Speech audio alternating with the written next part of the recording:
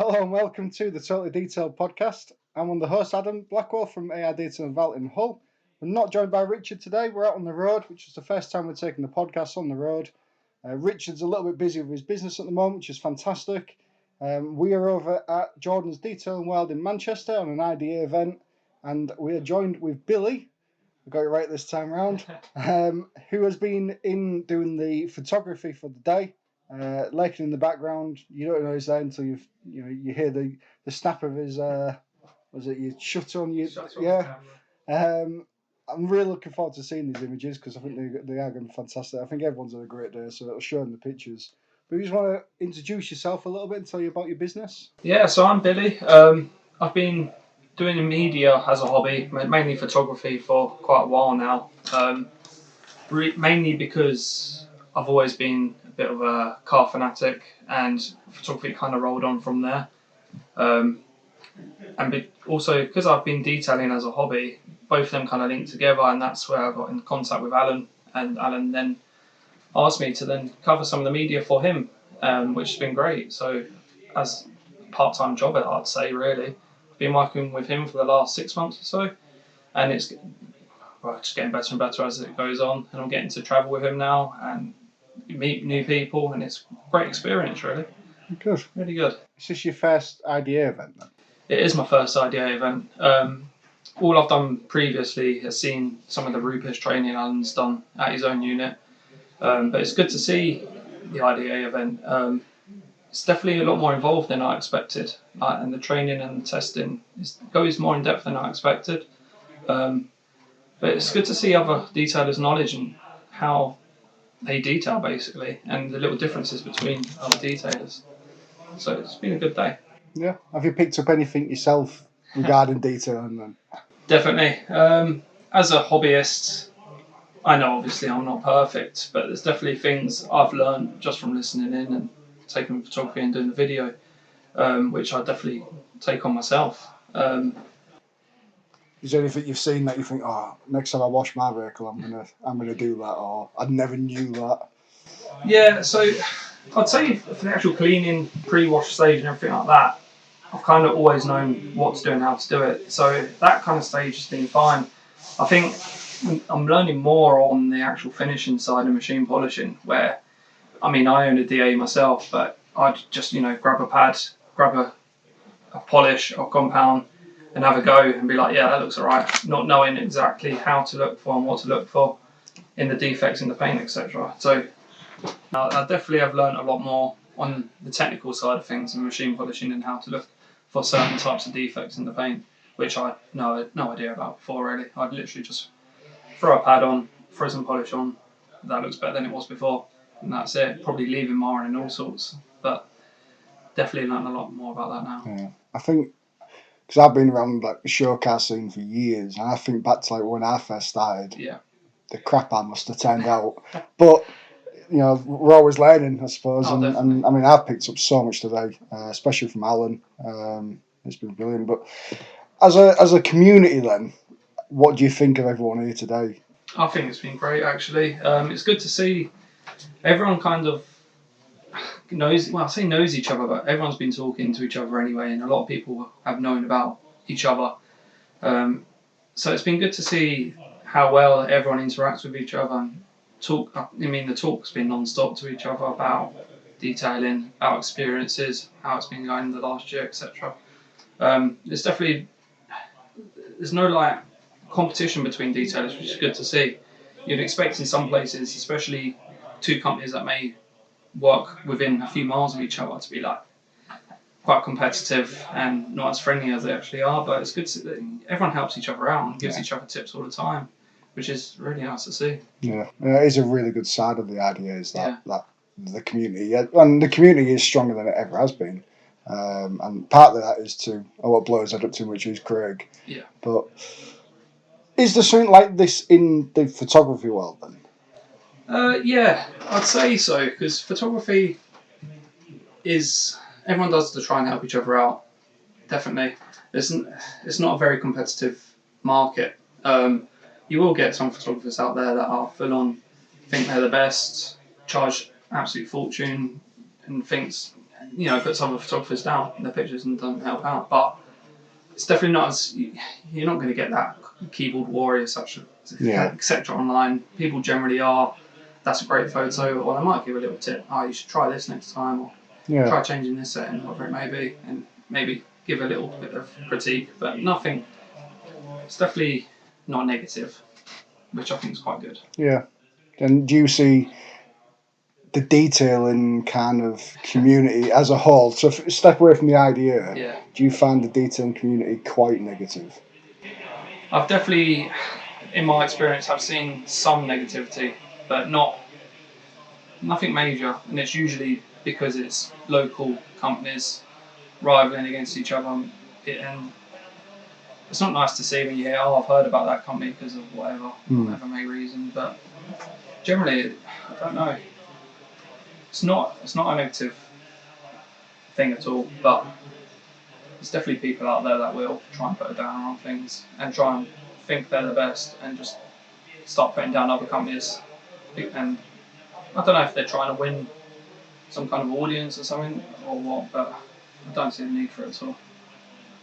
Definitely not. Yeah, I know what you mean. It does seem like the easiest way to win business is to slag someone else's business off, but to me it's the complete opposite. Yeah, I think that is some of their mindsets. Yeah. If you tell everyone, oh, that company down the road, terrible, don't use them, and hoping that word is spread and that no one will use them or something and only go to yourself. But it doesn't work that way. So from, obviously you don't own you're only a hobbyist sort of thing. Completely. How much do you think, I mean you'd probably pay, do your car yourself, wouldn't you? I do attempt to. Yeah. Chances of you taking it to a professional, probably pretty slim. I'd say slimish, yeah. I definitely generally will wash my car, obviously, myself and do everything. If it got to the point where I wanted full paint correction and ceramic coating, I wouldn't attempt that myself. I'd maybe attempt the paint correction, but I think I'd be too worried. I know I'm not up to that standard, so I probably would take it to a professional detailer if I wanted it perfect. So taking that piece then, that obviously that's your limit. Yeah. You're going to take paint correction or coating to somebody. How important would that person be to you that they was educated and had certifications? Oh, definitely. No, I'd like to know that they're at a certain standard, or if not, I'd have to see evidence or some kind of proof that they're going to give me what I want.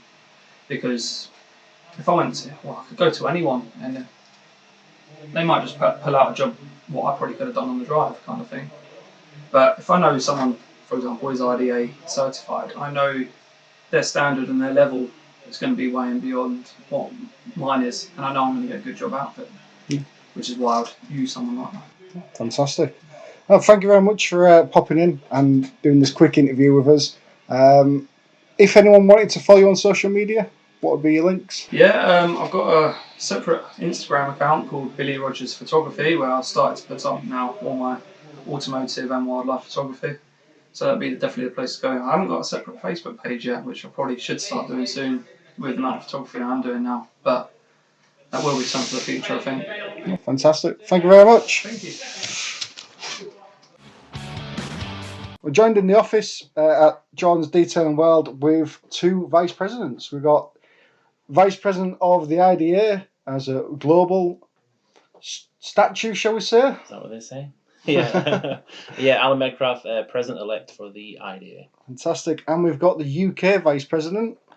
Hi, it's Andrew Rayner from Atom Detailing in Sheffield. Fantastic. Have you had a good day, everyone? It's been great so far. It has, isn't it? It's good because it's been a first UK event of this type, so I think there was definitely some cobwebs to dust off, and lads have never done an event of this type before, but there's a good vibe here. I can see them want to go home and start doing events a lot more now they've seen one in person. Yeah, I hope so. It's weird seeing humans in general. Actually. I know. Yeah. So that took some getting used to. Yeah. I think the big thing for me was, like, I've only really seen you online. I've met you once at Waxstock, and it's like meeting everyone that we normally see in 2-inch squares sort of thing on a Zoom call. So it's great meeting everyone at last. But if you just want to tell us a little bit about yourself, Alan, your business, if anyone doesn't know. So I am Alan Medcraft. I own and started a company called AM Details, where we carry out detailing services. We don't do PPF, leather repair, anything like that. The company literally does its thing with enhancements, ceramic coatings, corrections, deep cleans.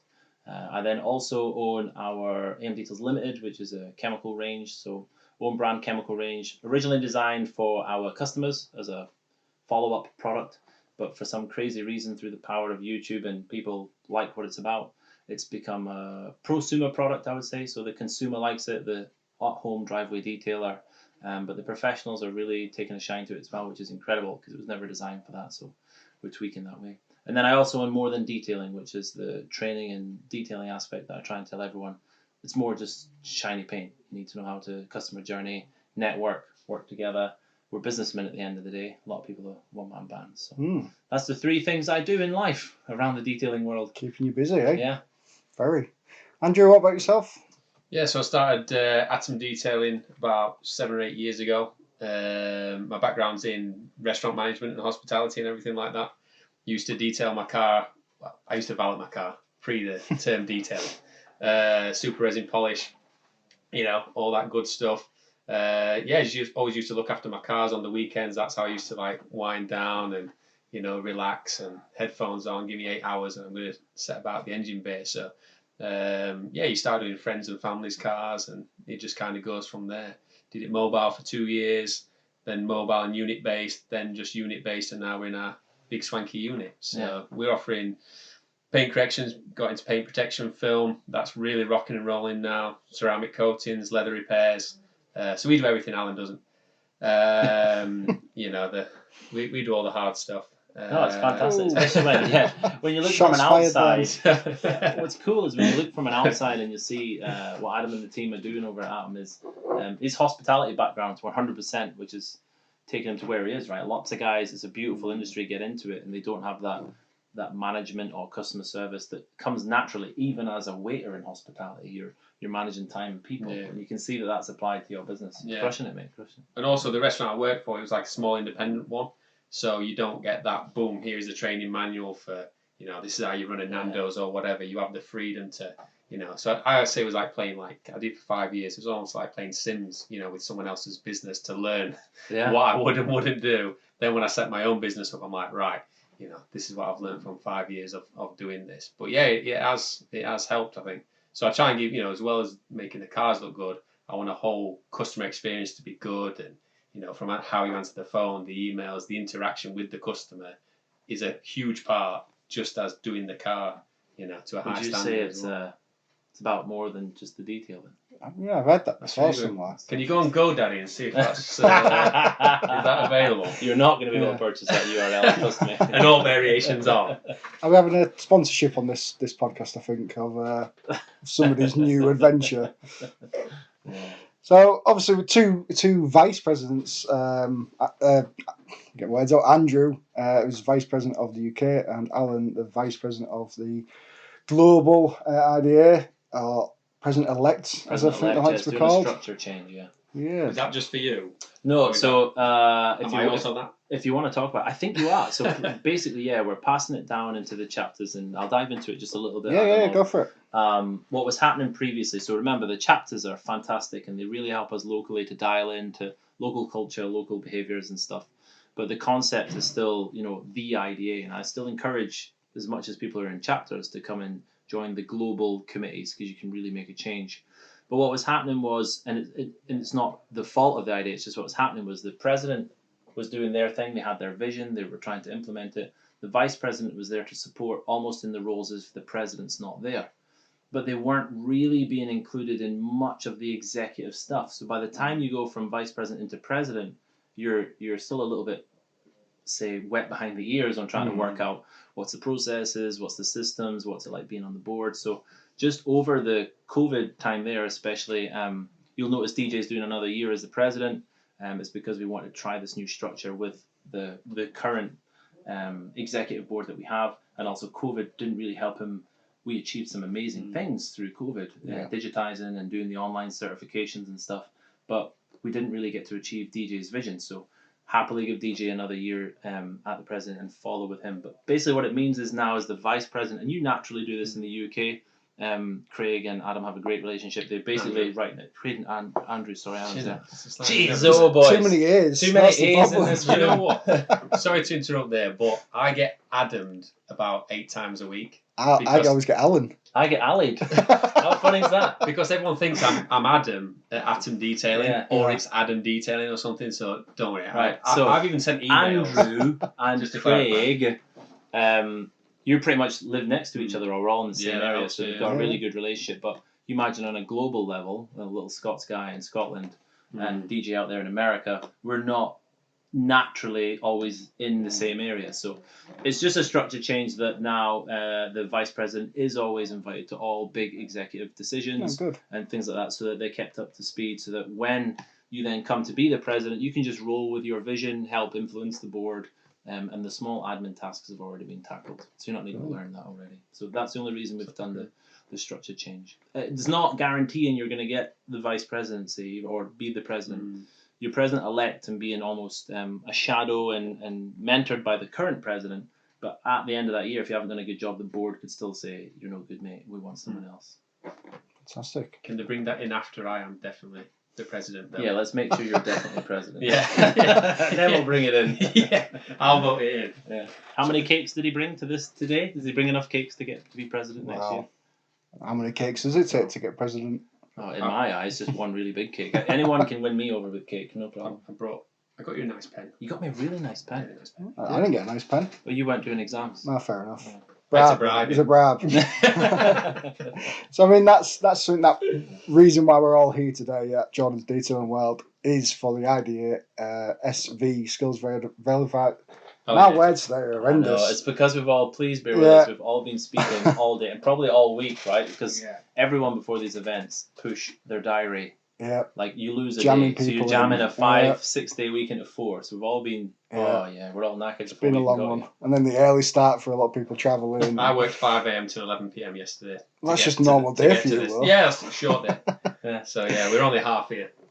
Anyway. Yeah. So we're all here to do our skills validation test. I got there in the end. Well done, mate. Andrew, you was one of them. What did Yeah. you think to your test?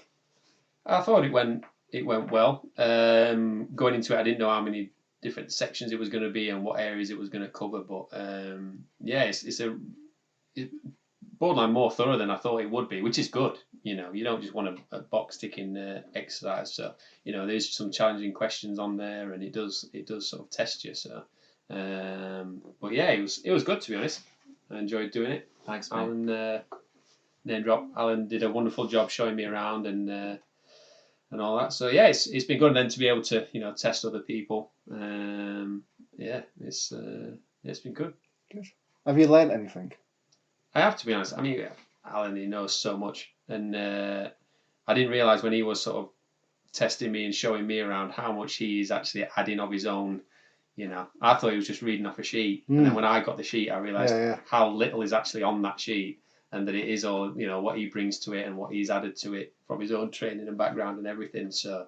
Yeah, I just thought he was just reading down the script here. Yeah, I think that side of it's brilliant because it is like a training course then. Yeah. As much as you are testing, it's Yeah. you are receiving something back from it. So it's spot on as that side of things. I said it in the brief at the start. This industry is beautiful, isn't it? You can enter it with a bucket and a sponge in a van, or a bucket and a sponge and somewhere people can come and see you. And I think sometimes we all get hung up on being the next big thing, the biggest unit, biggest detailer. And when you're trying to standardize something, you have to start somewhere. So the certified detailer exam for me is the entry point, and then the skills validation is just to make sure you're validating that skill level. But you guys are amazingly wanting to help proctor future exams. So you did get a little bit of a benefit as I'm examining you, once you'd passed that phase, I'm then explaining the reason I was asking those questions and the reason we were going down those rabbit holes, so to speak, so that when you are proctoring or administering these exams, in the future, supporting an RT, because at the minute there still must be an RT present at a training event, assessing event. It's not a training event. The idea do not deliver training. We are assessing people today. But myself as a recognised trainer, I am training you on how to deliver the content, and just in a way, so you're giving the person being examined more than just their SV.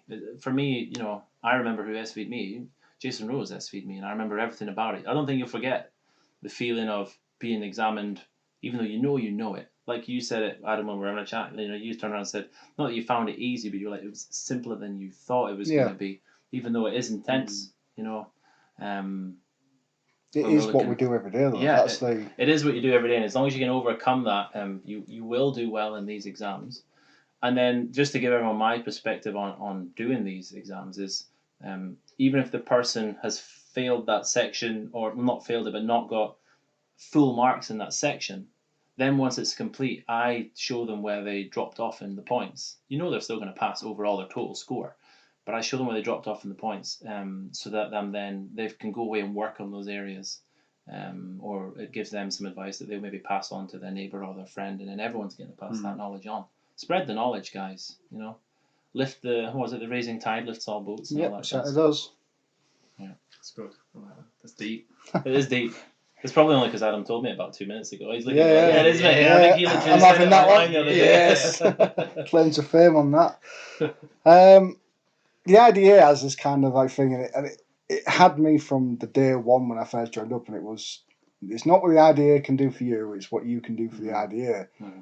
But I want to reverse that today. What has being a member of the idea done for your business, Andrew?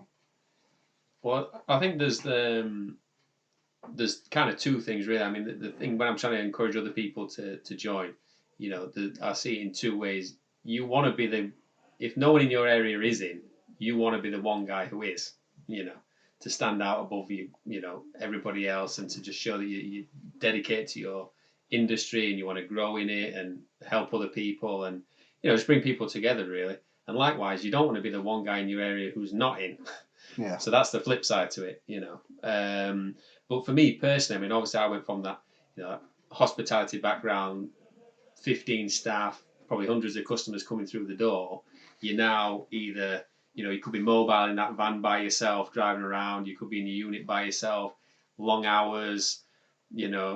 It is quite one of the ultimate lonely professions, I think, really, to be in there. So you do sort of, and it's a slow, it becomes a new normal. You're just locked away in a unit, and the big thing with me is when you go from mobile, it's dark, so you go home. Yeah. You're in a unit and the lights are on. You're your own boss. No one's telling you to leave. You could literally, as I was yesterday, there the whole time. So I think it adds, you can struggle with issues because you don't know anyone else to help you with it. And then you start joining things like the IDA and you realise, hang on a minute, we're actually a collective of individuals, probably similar-minded businessmen, like doing the same thing, struggling with the same issues. But, it just takes something like this to bring people together, really. So we're trying to get we start with the members portal. So I thought, just have that place where you can ask the questions, no matter how stupid you might think it is, or, where's the locking wheel nut or whatever it is. But it's, it's just basically just to bring people together.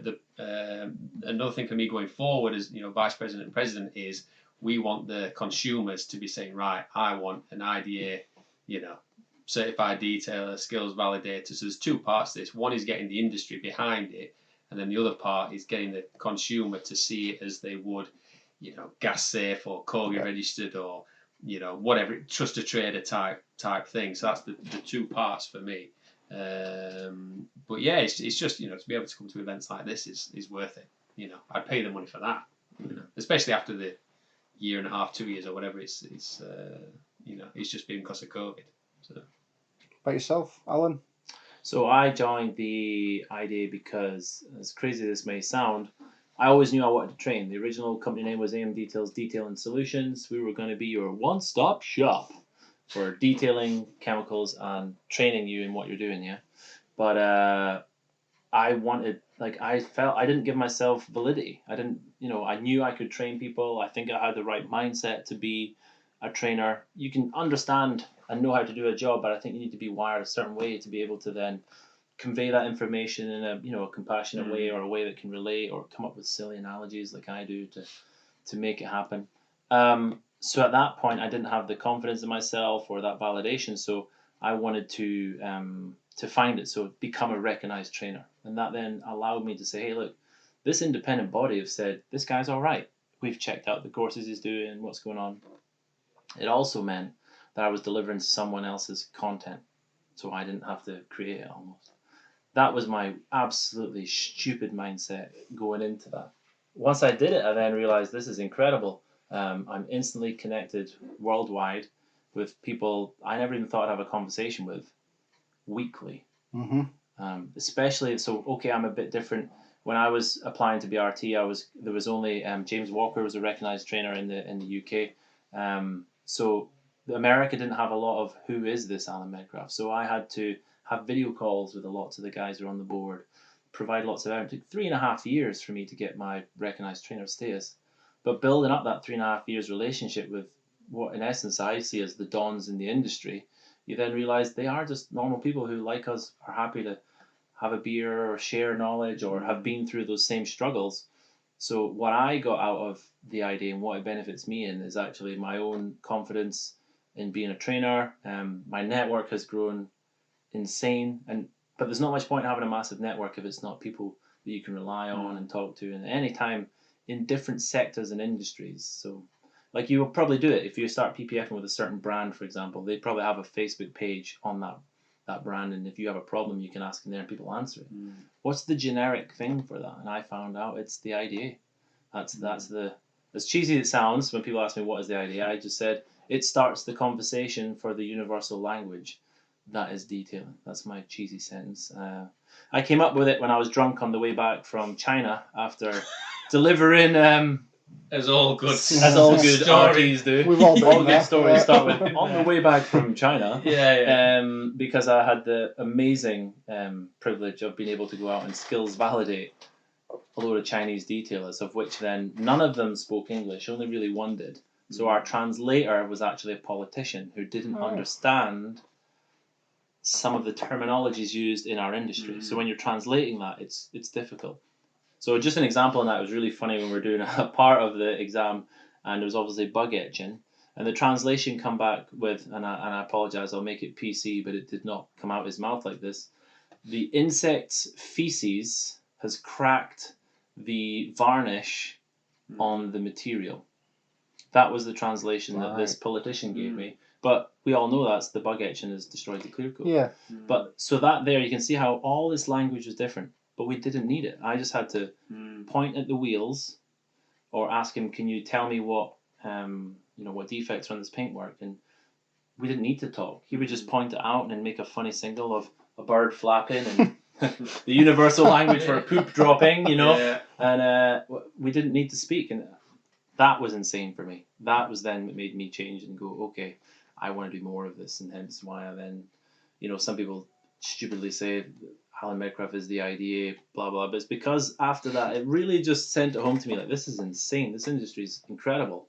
So I just ran around jumping about it on video for long enough. But now I've got you amazing guys, and it's insane. So it's the UK show. I'm going off to do more of that. I really enjoy that international chapter element, so that's my focus. I'm here to support you guys with all my passion and knowledge I can. But my goals as President-elect and then the President is international. I want more countries to be doing the cool stuff we're doing. Yeah. That's I'm the really benefit looking I got forward from to days like today when we all get together. But when I went to Waxstock, whenever it was, I knew nobody there, next to nobody there, and now I can see me not actually getting around all the stalls because it's going to be so and start networking. Pre-IDA, I used to say that on my vlogs. I was like, who's coming to Waxstock? Because I'm a big patron for Waxstock. I love the Waxstock team, what they've done and what they're doing. The future's exciting for that show, trust me. I would tell people to go with, don't just go in, grab deals and get out. Yeah. Why are you not going on the Saturday? Oh, that's trade day. I was like, well, float around the hotel. What you see as your industry leaders or the brand that you love, yes, they're there and they want to speak to you at Waxstock, and you're silly if you don't go speak to them. But everyone else who does want to speak to them is also going to get a tidbit in. Whereas around the event, you could catch them for a beer on the Saturday night. Yeah. You know what I mean? So you can really build your network, and I think people didn't understand it until I told them, and they went with an open mind of, when I go to Waxstock, I'm going knowing that everyone just wants to ask me about, my brand or what's the idea or what's it like working for Rupes, and that is why I'm there. If I didn't want to do it, I would not be there. And all these other brands are there to do it, so just go and speak to them, and you did it. I remember us having a chatting about what was going on. doing our thing and speaking to everyone else, and people come away and they still tell you stories of when, oh, I met you at Waxstock. Events like that are what the mini events we're doing today. Yeah, absolutely. No, I appreciate both your times popping in. These are really short interviews today. We tried to make it short. Sorry.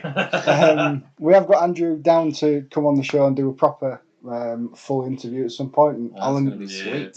Alan doesn't know this yet, but he is down for one as well. Oh, no. Put me about another 10 down that list. Yeah. When we get to the dribs and drabs, and when you've got nothing left, we'll pull the big guns out. But no, thank you both for giving us 20 minutes of your time or so, and appreciate it. Thank you very much. Thank you very much. So our next two guests then, we have Craig, who's been on the podcast, one of our very first episodes, in fact. The first, was it? The Christ. Do you know, I didn't realise you were there as well. We've now done 10, and we did it with Milestone. I was number one. You was number one? Always number one. Yeah. And we're also got... Yeah, that's Jordan. Always number one. You're number two. And we're joined as well with Jordan, who's hosted this event for us today at Jordan's Detailing World, which is a fantastic facility as well. Thank you very much. Looks the part, doesn't it? It does. It's nice seeing it because obviously I follow you on social media, and to see it and then to see it properly when you see certain people and you actually think you know them through the IDA off the video calls and stuff, and then you like Matt. Matt. I mean, when did he have like 20 inches? It's huge. It's just a shadow. It's like, oh my God. Jack of the Beanstalk. Yeah. It's strange, isn't it? You've gone from like a 2-inch by 2-inch profile of somebody, and then you think you know somebody, and then you see them in person, like completely different. Yeah. It's a bit weird. That's good. Brilliant. So just a really quick introduction, Craig, of who you are and your business. So I'm Craig, one of the owners of the Detailing Detectives, and also UK president for the IDA. Fantastic. Jordan? Jordan for Jordan's Detailing World, or JDW. Operate Jordan's Detailing World with paintwork correction, ceramic coatings, but we also own the Celtic tuning engine remapping franchise as well. Fantastic. How long have you been in the IDA? I've been in the IDA since 2018. Joined when there was a lot fewer UK members, but obviously this year Craig is putting a massive push on membership, getting new people, so I came on board with the UK board for this year as well in the marketing team. How much has it changed, the idea in a whole, since you joined to what we've done today? The first year I joined, I pretty much did my certified detailer exams online, and then heard nothing from anyone or anything in the UK. But 2021 so far, with Craig at the helm, has been massively positive. There's much more events being planned post-COVID, and obviously this is the first one we've done this year, which is massive success, I think, today. Is this the first one in the UK this year? No, it's not the first. No, it's not the first SV event. I believe Alan did one, and there was one at Technic where the guys from UK ADA did theirs. But it's the first, what I would call mass skills validated assessment, cool. And it's kind of planned as a big event, but also a test for what's to come. So yeah, we're going to do a lot more of these towards the end of the year. Good. In a better capacity across the UK. It's all interesting, isn't it? Yeah, there's talks of a road trip. So road trip. watch this space. Ooh, brilliant. And you both got tested today? You both did your SV, skills verified? Both passed? Both passed with high percentage. Yes. Yes. Have we found out who got the highest score? I don't know who got the highest one, but I know I got like 100% on one and 96 right. on one or two of the other. I think one of them got like 80. So that was like... Oh, okay. I don't know which one that one was. No. I think it might have actually been interior, which I consider myself a specialist in. So no. For me, it's not about whether you got 100%. Yeah, if you got 100% on everything, then you wrote the exam. Yeah. If you've come today and you've taken that assessment and took something away, you've learned something, as well as, proving the skills that you've got. That's what it's about. Yeah. It's not about coming and getting 100% in everything. No. I think that's the thing with skills validation is if there is a point that, well, we all would have missed a point, Yes, but then but that point is highlighted to you, so then everyone takes something away from it, even if they thought they knew everything at the beginning of the day. And that's what I liked about the way Alan did it. Yeah. Where he was saying about this is where you kind of went wrong or pointing stuff out. If you took that test immediately, you would get the 100% because now you know that information. Yeah. But it's good because you then learn, so then it makes you think differently, and you go in, you're going, oh, actually, and the next time you come to do a certain thing that you spoke about, for example, if it was interiors or on about a stain or something like that, and you didn't quite go down the route of how the assessment would go, when you get that again, you then think, oh, actually, well, I remember on that day I did that way, and actually I should have done it this way. So it makes you think, and you then you're always developing yourself, which is what it's about. And that's why we're here, isn't it? We're not here to already think or already know everything, because obviously we've all spent the day networking together. Yeah. And everyone's gained something from somebody. It's like Ben, our new guy, has learned a lot from having certified detailers surrounding him all day. Yeah. Picking on 100%. 100%. So something I just asked Alan and Andrew was the idea as this thing, and it's, do I agree with it or don't I? That's something totally different. But they've always said it's not what the IDA gives to you, it's what you can give to the IDA. But I want to kind of reverse that around. And what has the IDA done for your business? For me, personally, the business, I've learned things that I've then put in. It might be something small. It might be a conversation with Jordan that I have on the phone with him. And I think, oh, why is he doing it that way? Or why has he said that? And then you test it and you put that process into your business. And it might just shave 30 seconds off, or you might find a new product out. That's one thing. The big thing that's done for me, and was actually pointed out to me, is my confidence as a person, which I didn't know about until I got pointed at. It was something that came up in a conversation. So apparently that was the biggest thing for me, is my confidence. What, you've gained confidence? Yeah, and that was pointed out by somebody else. And the more I think about it, the more that's a case that I go, actually, yeah, I'm not just... When I took presidency, I'll be honest, and I'm quite happy to be honest on this, was I was going to be like, who's this guy? Who's this guy coming in? Nobody knows him. And I was worried about that. But after the first couple of weeks, having spoken to so many people within due to the lockdown, that's kind of helped me boost my confidence. And then talking to yourself, Jordan, and Marios, Garage Therapy, there's loads of people, Dave Reed. You kind of grow as a person. Yeah. And that would be the biggest thing for me, I think. Especially this last 12 months. No, it's a really good way. It's a good way of looking at things, is that? Yeah.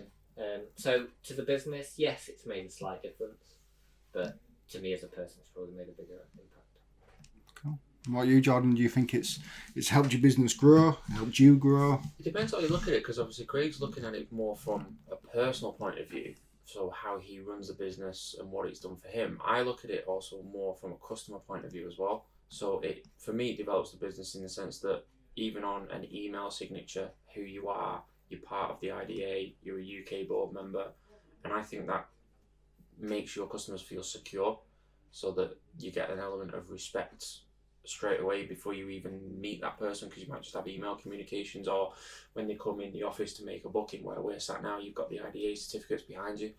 I think it just instills confidence in the customer, but at the same time, like Craig said, it instills confidence in you, because you know you're backed by an organisation and that you've done certified exams, so you know that your knowledge is up there. You've done skills validation like today, so your physical, practical skills are up there, so that next time you're talking to a customer or doing a job, you know you're backing yourself, and the IDA helps you do that, because without the IDA before, it's theory.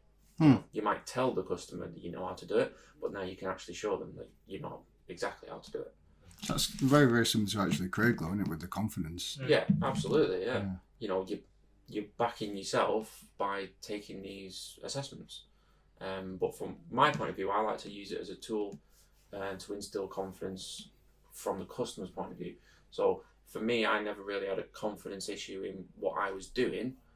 but it now allows the customer to put confidence in us before we even work on their car, and they trust you as well. Yeah, I agree with that. It's as much as I hate the saying, but it's like that gas safe kind of Absolutely, yeah. ease of mind. Yeah, and you know, you've got that. Craig's got the sticker on the back of his van about IDA member. Even if a customer sees the van out on the road and they want to book with him, they might not know what that sticker means, but they can see he's got a sticker. So there is something there. The guy's invested in himself, so he must be more trusted than somebody else or be more respected. It's also all about having that conversation. So I've mentioned this before. I told all of my customers, my regular customers, on what I was doing this year, what I was putting back into the industry, and the reasons behind it. They now ask me.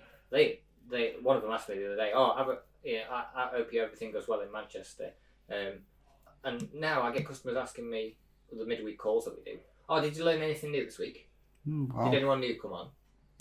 So these are customers that have no interest in anything but having a car cleaned, and they're having these conversations. So like Jordan, they know that you're doing all this in the background because they'll benefit in the end. Yeah, customers, like, when they see me post saying I'm doing something with the IDA or we're going on a catch-up call, they're like almost pushing you along like your family would.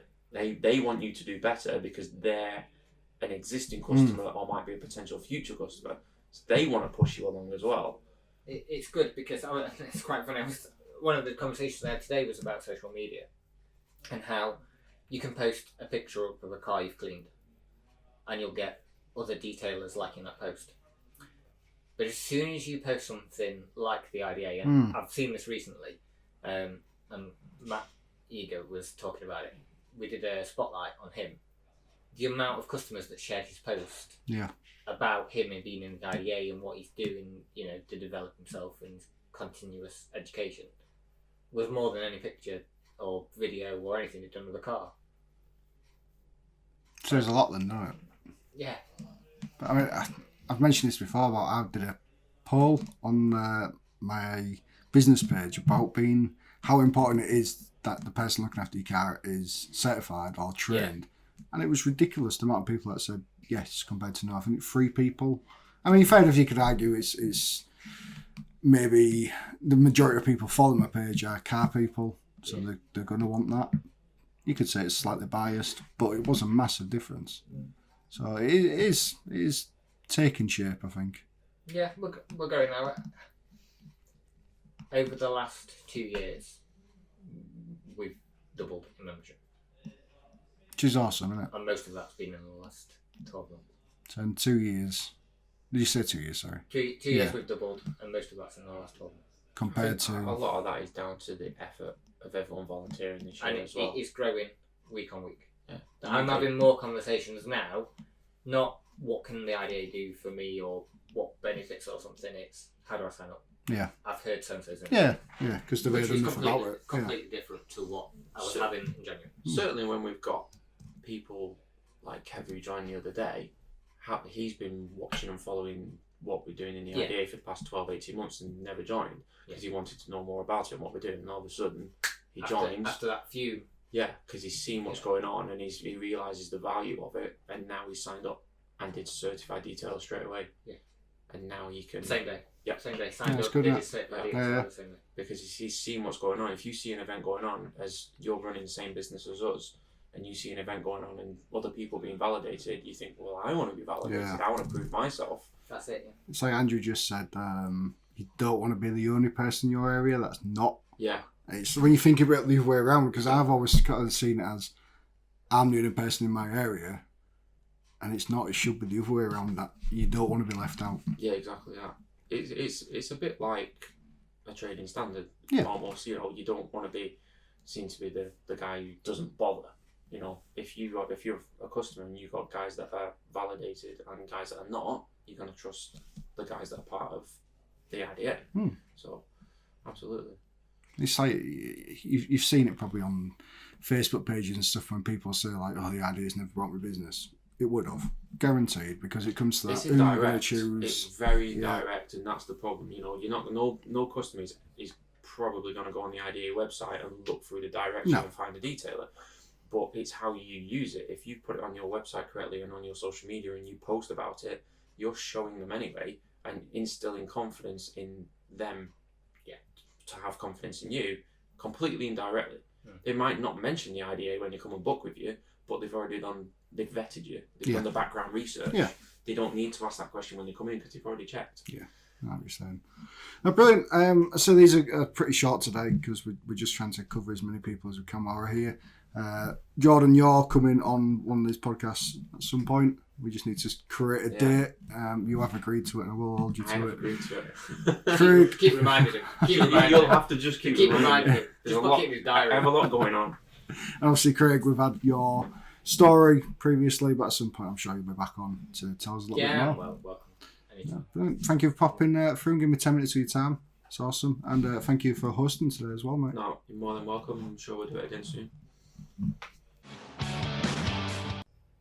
So we're joined by our next two guests in the office still, Jordan's Detailing World, and a guest who's been on the show once already. I believe he was our second guest, and he's definitely won the award for the furthest travelling detailer today. It's Dave, all the way from Cornwall. If you want to say hi, Dave. Hello. And we're joined by another guest who's my chauffeur today, in his rather swanky Range Rover. V8. Okay, coming for 2 blocks away. It's Matt from Revive. Hello, guys. Just tell us a little bit about your business, Dave. Just a quick brief. Yeah, cool. So thanks for inviting me back on, Adam. I'm Dave from DAR Detailing down in southeast Cornwall. We got a detailing shop in a little place called Liscard, which is just over the Tamar Bridge, albeit a short distance from Devon. It's a completely different county and quite a strong, hard border between Devon and Cornwall. And I do a mobile operation 1 week a month for maintenance on cars that I've already corrected and coated, and the rest of the month I'm in my detailing shop doing correction and coating work. Brilliant. Well, so Matt, just tell us a little bit about your business. Yeah, I own Revive Auto Care based in West Yorkshire in a little village called Birstall, and similar to Dave, I do most of my work in a little studio doing coatings and correction work and bits of restoration work, and I go out mobile to mainly maintain my customers that I've already coated. Brilliant. Matt is going to be coming on the podcast for a full interview at some point, which he's dead looking forward to. I don't want to spoil it, but Matt's story behind his logo and the name Revive is fantastic. He had it on the way down, and as soon as he said it, I was like, that's brilliant. So it's a good story to look out for. So you both had your test today, your skills validation test? Yep. Yeah, epic day. Epic day. Yeah. So we're all here for an IDA event here up for me from Cornwall in Manchester for the IDA Skills Validated Day. It's Skills Validation Week globally across the IDA around the world. And today we're in the UK skills validating a number of detailers that are already certified detailers. They've sat their 10 online certified detailer exams at some point in the past, have all passed, and today was about looking at the practical and theory behind those written exams and being assessed and tested by a recognised trainer for skills validation. So it's been a great day, lots of networking, meeting people that we've all seen on the weekly IDA calls or have spoken to, on social media platforms or over the phone, but we've now put faces to names and we've had a good networking event, good catch up, and it's been great to meet like-minded detailers that are all trying to get a common theme in the industry, which is about working towards a good quality set of industry standards across the detailing and valeting trade. Do you not think it's weird how majority of us I met Matt only last week, but how much it feels like we all know each other just from these meetings we have. Totally. It's strange, isn't it? Totally. It's almost like I've known you for years sort of thing. I've never met you before properly. Well, the only thing that was a massive surprise to me, because we all met each other this morning for the first time face to face, and with COVID regulations, some had masks on Those that were outside didn't, and we could recognise people straight away. But those inside, think, oh, is that so and so? And you bump fists and hey. But Matt, I've only ever seen you on a Zoom call when I've seen him shoulders up. And today I didn't realise he's about 7'9". Crikey! He is like a shadow. When he's sitting down on a bi-weekly IDA Zoom call, I was like, is that Matt? Yeah. Wow. Yeah. Not tall. Yeah, it caught me out when I met him. How tall are you, Matt? 6'6". Nah, you're taller than that. Definitely gotta be. I mean, I'm 6'1", you tower me. So how's your day been today, Matt? Did you enjoy your test? It was fantastic actually. I was really apprehensive. I hadn't done a test really since I left school, apart from my CD exams last year for IDA, but that was all online. So actually getting tested, I guess, by someone stood next to you and watching what you do. A bit daunting at first, but we soon got into the swing of it. And at the end of the day, it's stuff we do every day. It's just normally you don't have to explain to someone the process that you do it. You just do it as a natural process. But no, it's been good, and it's nice to have the confidence now to go back and know you are doing it right. That's one thing I found with it. It is just what you do every day. It is absolutely what you do every day. There's nothing to panic about if you're doing the job properly. No, you think you're getting trick questions by some of it, and it's like, no, that is the answer. Yeah. I've really enjoyed doing my test today. So both passed. Yep. Absolutely. Fantastic. Yeah. Fantastic. Yeah. There was a question of who's got the highest score. I don't know. No, we don't know. Alan, Mr. Metcalf.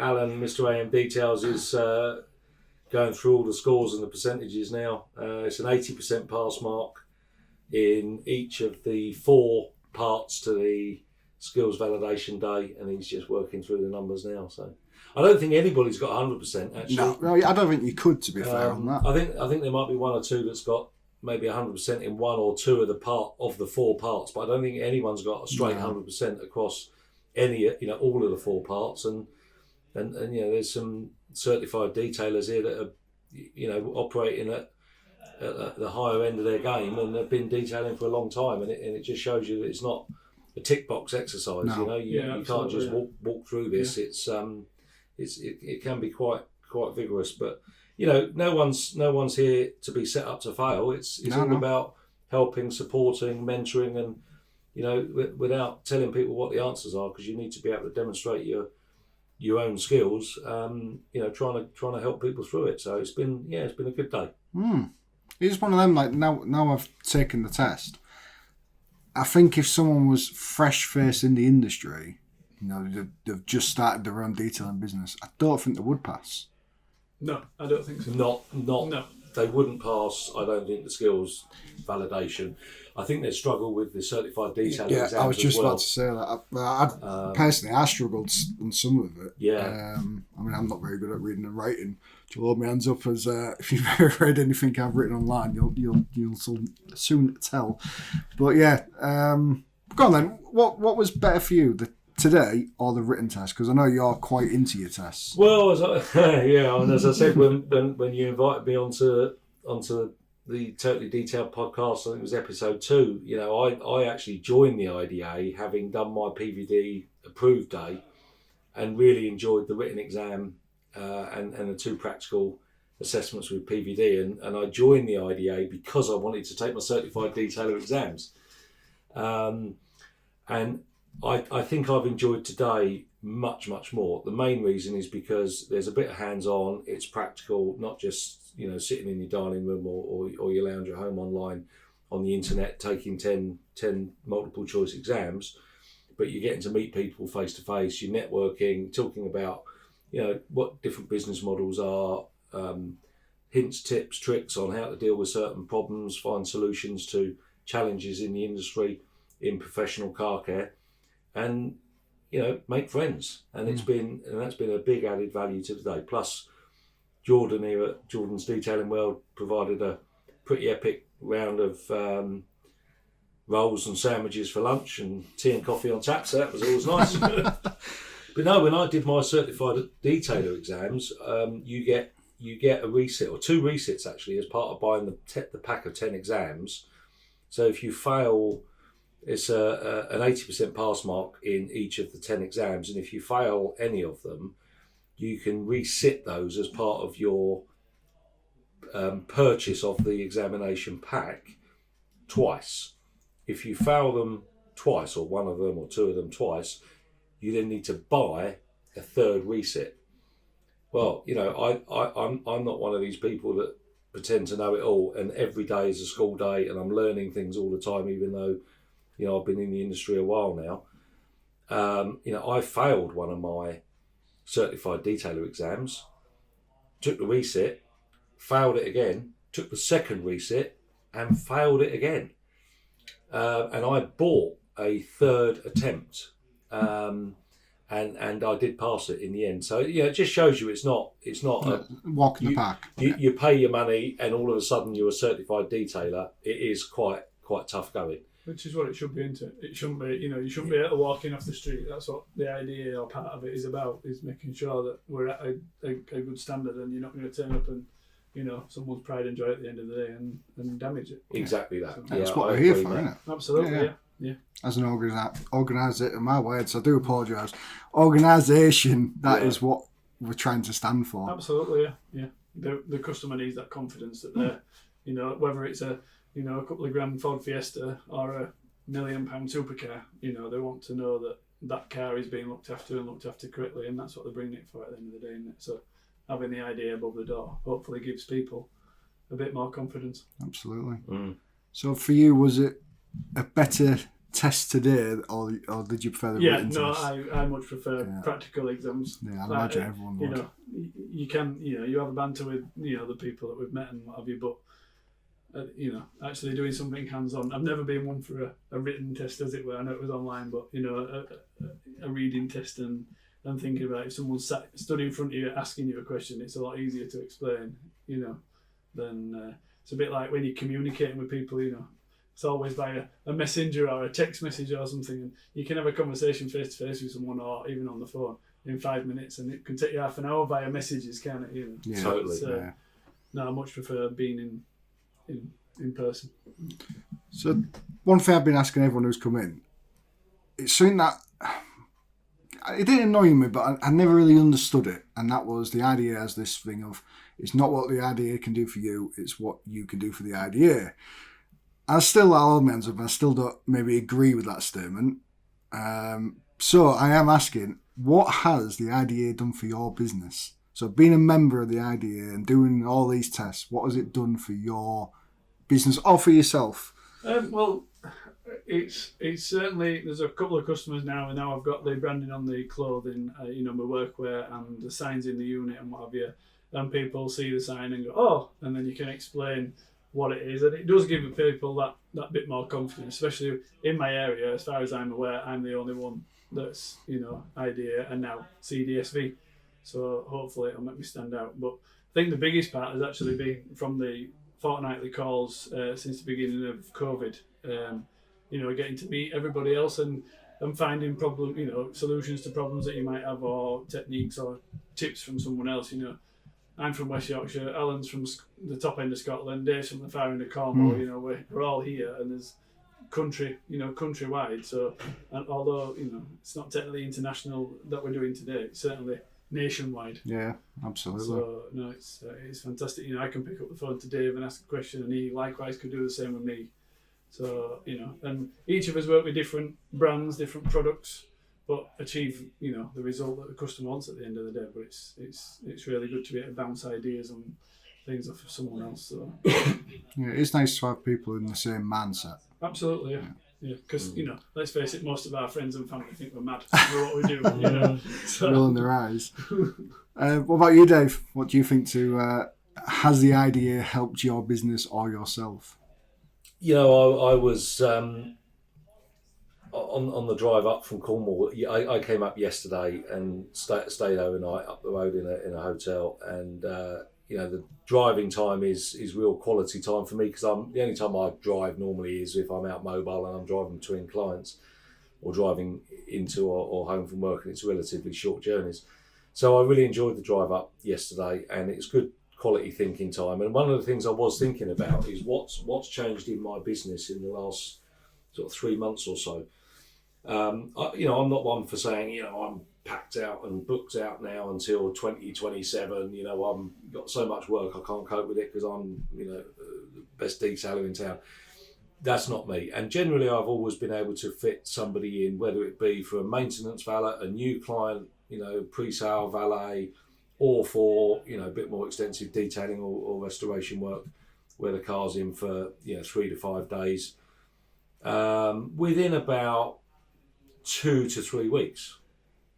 And I'm genuinely now booking into the 3rd week in September. And literally I cannot fit another car in just to do a wash between now and the 3rd week of September. And I was thinking, and I'm turning down a lot of work for potential clients that are phoning me for one-off valets, not detailing work, because they tend to be a bit more happier to wait a bit of a lead time. But I thought, what's changed? What's caused that? And I think there's 2 things. One, there's a bit of money around at the moment with, you know, people being on furlough and not having, you know, expenses travelling to work with extra working from home. And as we start to come out of with the COVID restrictions, you know, I think there's a temporary period where there's a little bit of spare cash, and obviously people are happy to invest it in their car with professional car care. And I think the industry is fairly buoyant at the moment. Look, you know, listening to other detailers around the country. But the other thing that's changed for me is I've become more involved in the IDA in the last 6 months. You know, I sit on one of the IDA UK committees. I'm a member of the UK IDA board team, and I put probably about 6 to 8 hours of work a week into IDA stuff, which is a lot in the evenings. Yeah. I do it in the evenings. Yeah. Normally do it in my kitchen on the laptop, or, you know, over Zoom calls, or I think everybody's seen your kitchen, David. I tend to do it in the kitchen, and you know, I do 6 or 8 hours a week, I guess, of IDA stuff. So I feel as though I'm putting in a reasonable amount of the little spare time we get in this industry into the IDA, and you know, I've built the IDA into my pre-inspection talks with clients. It just rolls now. So, you know, when I'm talking about paint correction and what is that, and paint protection and what options the client's got, you know, I build in the IDA code of ethics and the fact that we are, you know, insured and professional and, you know, members of this global organisation in the UK chapter, etc. And I think it's a combination of both of those that has grown the business. I don't think people have tracked me down, clients, to say, I'm going to book my detailing work in with you because you remember the IDA. But it just seems to have taken off in Cornwall. And, you know, I think the only 2 things that have changed is that I think the industry is fairly buoyant at the moment. So, you know, fingers crossed that continues. And I think the work that we're, you know, me and many others, you know, like both you guys sitting here, putting into the IDA to you know, try and create a core set of industry standards. And I genuinely think that's been a factor in the growth of my business. Yeah, I mean, we've seen a massive growth in members in the IDA. Huge. And every time that happens, it's more and more people knowing about it. Because that one person will then go to all their customers and so on and so on. It is the snowball effect, really. Yeah. But so these are quick interviews today. That's all the questions we had put aside for the interviews. Really appreciate both your times. Matt, we will be hearing from you very shortly. And Dave, always a pleasure, and it's great to actually finally meet you. Thank you for inviting us back in. Yep, nice to be on. Thank you, Adam.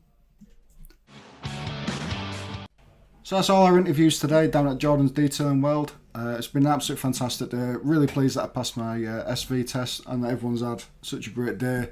and done well on their tests. I'd just like to thank you everyone who has been in with me today and taking 10 minutes out, because I know these are massively busy days and it feels like all we've done all day is talk. There's been so much networking. It's been fantastic to see everyone getting on and actually putting a face to, as much as we see people's faces on the Zoom calls, it's nice to actually meet them in real life.